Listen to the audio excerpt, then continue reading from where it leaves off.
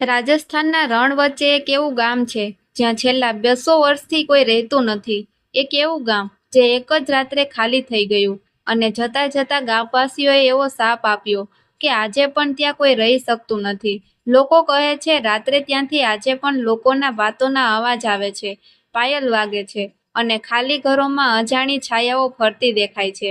આ છે કુલધરા ગામનું ભયાનક રહસ્ય. ઘણા વર્ષો પહેલા જેસલમેર પાસે કુલધરા નામનું સુંદર ગામ હતું. ત્યાં પાલીવાલ બ્રાહ્મણો રહેતા હતા. ગામ ખૂબ સમૃદ્ધ હતું, ઘરો સુંદર હતા, લોકો ખુશ હતા અને આખું ગામ એક પરિવારની જેમ રહેતું હતું. પણ એક દિવસ આ ગામ પર એક માણસની ખરાબ નજર પડી. તે હતો રાજ્યનો દીવાન સલીમસિંહ. સલીમસિંહ ખૂબ ક્રૂર માણસ હતો. તે ગામવાસીઓ પર ભારે કર વસૂલ કરતો.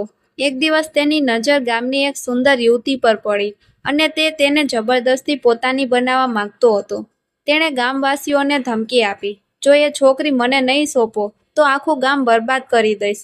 આ સાંભળીને આખું ગામ ડરી ગયું. પણ પાલીવાલ બ્રાહ્મણોએ નક્કી કર્યું, અમે મરી જઈશું પણ પોતાની દીકરીને બચાવીશું. તે રાત્રે કુલધરામાં કોઈ ઘરમાં દીવો નહોતો બળતો. આખું ગામ શાંત હતું, પણ દરેક ઘરમાં લોકો સામાન બાંધી રહ્યા હતા.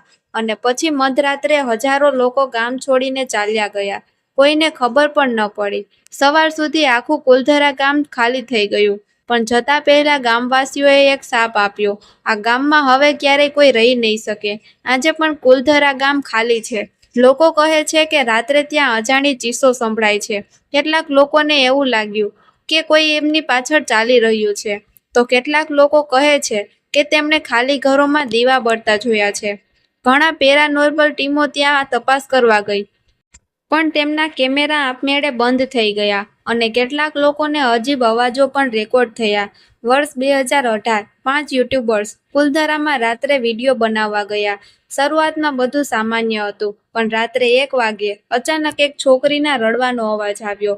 તેમને લાગ્યું કોઈ મજાક કરી રહ્યું છે. પણ પછી તેમના કેમેરામાં સફેદ કપડાં પહેરેલી એક છાયા દેખાઈ અને પછી એક કેમેરો અચાનક જમીન પર પડી ગયો. 5 લોકો ડરી ગયા અને તરત જ ગામની બહાર ભાગી ગયા. પછી જ્યારે તેમને ફૂટેજ જોયું ત્યારે છેલ્લી ક્લિપમાં ફક્ત એક જ અવાજ સંભળાયો, અહીંથી જાઓ. સ્થાનિક લોકો આજે પણ કહે છે કે કુલધરા ગામ રાત્રે જીવંત થઈ જાય છે. ખાલી રસ્તાઓ પર પગલાં સંભળાય છે અને જૂના ઘરોમાંથી ધીમા અવાજમાં વાતો સંભળાય છે. કદાચ આજે પણ એ લોકો પોતાની જમીન છોડવા તૈયાર નથી. તો મિત્રો, શું કુલધરા ગામ ખરેખર શાપિત છે કે પછી આ બધું માત્ર એક રહસ્ય છે? તમારો જવાબ કોમેન્ટમાં જરૂર લખજો. અને આવી જ ભયાનક અને સત્ય ઘટના આધારિત વાર્તાઓ સાંભળવા માટે ચેનલ સબસ્ક્રાઇબ જરૂર કરજો.